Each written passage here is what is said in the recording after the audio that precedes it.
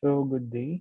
For this week, week 2 of Math 6 200 or Engineering Data Analysis, we're going to discuss the continuation for data analysis.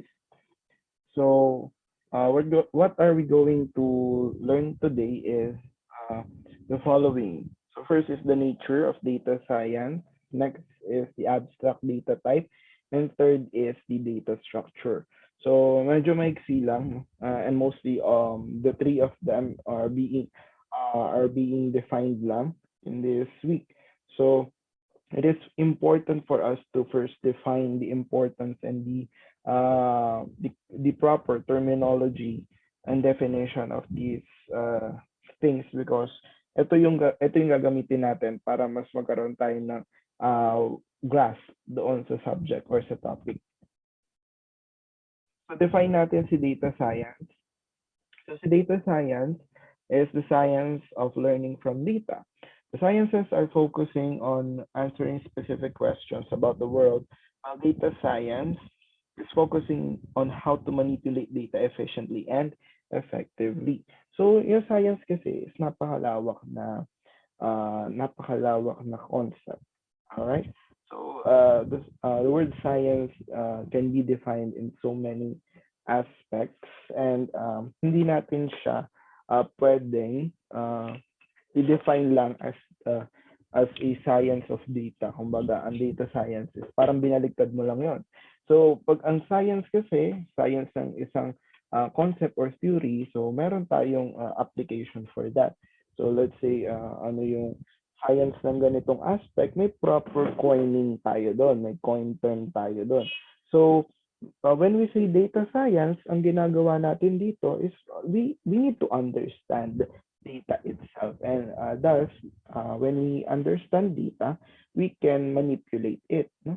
So, alam na natin kung paano siya i-optimize at i-maximize yung potential ni data.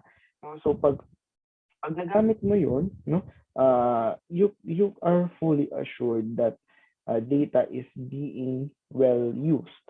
No? Nagagamit natin siya to its full potential, thus making data efficient and effective, especially in your own convenience. No? Kung nakakapagsilbi siya to your own convenience if data is being used to receive the output that you want. So relation of data science to other fields. So data science actually is now being offered as a course to some universities.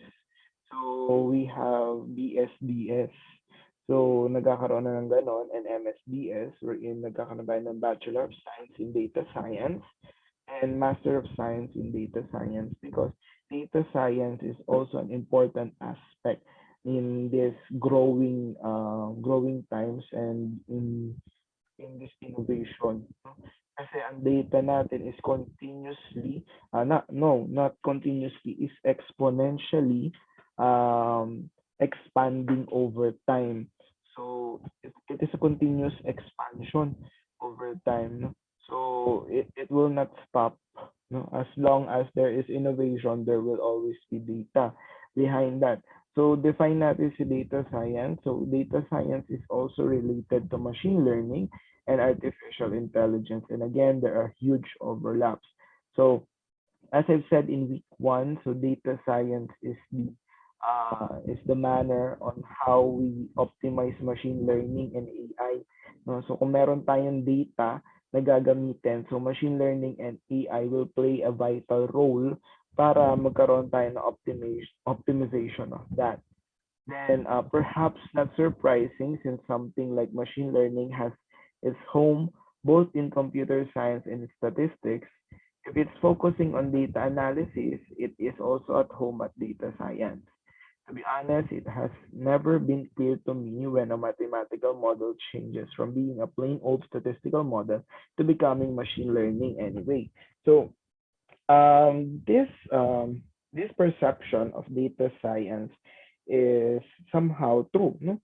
Kasi when you have a specific data, sometimes coining it as machine learning or artificial intelligence, minsan nakakalito na din kung ano ang ano ang ano sa ano, 'di ba? Parang alin ang machine learning, alin ang data science, alin ang artificial intelligence, no?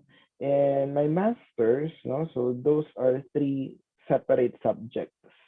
So magkakaibang subject talaga siya. So meron akong subject for artificial intelligence, may subject ako for machine learning, may subject ako for neural networks, may subject ako for data science. So those are different, no, from each other. Pero when you encounter them, they are almost likely the same. They are all using data. Doon sila yun yung ano nila, common denominator nilang tatlo, which is the use of data or data sets, and that data sets is data sets are being employed to receive an outcome na gusto mong magkaroon. So that is important to analyze that data, okay, itself is the one thing that is common to them. They optimize data for their own, no? So sometimes, no, from data itself, kasi hindi mo pwede sabihin na numbers lang siya. So it could be varying depending upon on the visualization or the gathering of data mo. So most probably, you will not just measure a single category. That is one thing na totoo. Hindi lang isang category ang i-measure mo or isang aspect in terms of data. Napakalawak ng uh, pwede mong kunin, no, and i-use, i-optimize. Then, with the use of programming, then you can create different kinds of methods para ma-receive mo yung output na gusto mo. So, define natin si ADT. So, abstract data type is a set of data values and associated operations that are precisely specified independent of any particular implementation. These are organized collection of information and a set of operation used to manage that information. And these are sets of operation that defines the interface of ADT. And we have here the conditions of ADT. So, kailangan na satisfy niya yung different conditions. So, we have here two conditions. First is to represent or define the type and the operations that are contained in a single syntactic unit. And second is to represent the objects of the type, which is hidden from the program units that use the type. So, only direct operations possible on those objects are those provided in the types definition.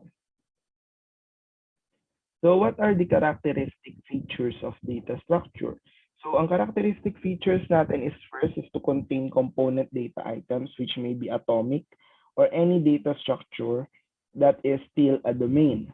Second is to define a set of operation on one or more of the component items. And third is to define rules as to how components relate to each other and to the structure as a whole.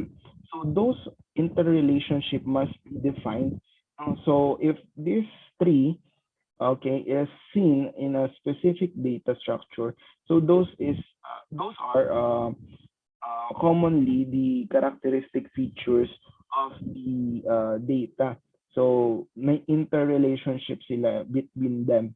Okay, so one or more, so they are composed of interrelationship values. So types of data structure meron tayo dito. First is static data structure, which has a fixed size, or as an example are the array. So this static data structure does not change, no? Kasi fixed na talaga siya. So second is dynamic data structure, which is in opposition to the first one, is the one who grows and shrinks at execution time as required by its contents. It is implemented using links. So dynamic data and static data are complete reciprocal.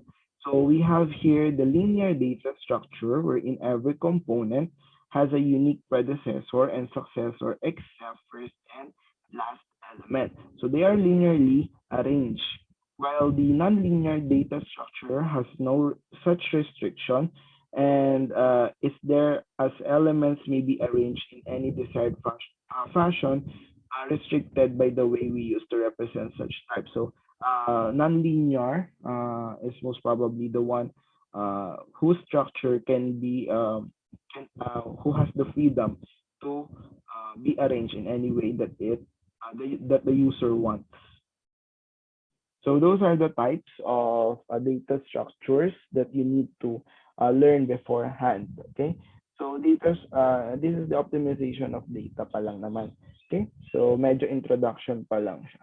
So that is all for week number 2.